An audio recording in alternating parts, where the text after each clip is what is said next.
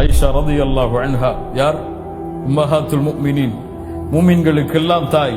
குர்ஆனிலே ஒரு வசனம் ஓதப்பட்டது. அல்லாஹ் ரப்புல் ஆலமீன் வேதம் கொடுக்கப்பட்டவர்களில் அவன் தேர்ந்தெடுத்தவர்களுடைய தன்மையை பற்றி கூறுகிறான். தங்களுடைய நஃப்ஸுக்கு அநீதம் இழைத்தவர்களும் இருக்கிறார்கள், நடுநிலையாளர்களும் இருக்கிறார்கள், நன்மையில் விரையக்கூடியவர்களும் இருக்கிறார்கள்.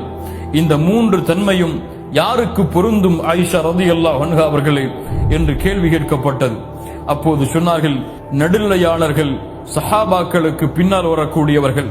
வமின்ஹும் சாபிகும் பில் கைராத், அல்லாஹ்வுடைய தூதரும் அவர்களோடு வாழக்கூடிய சஹாபாக்களும்.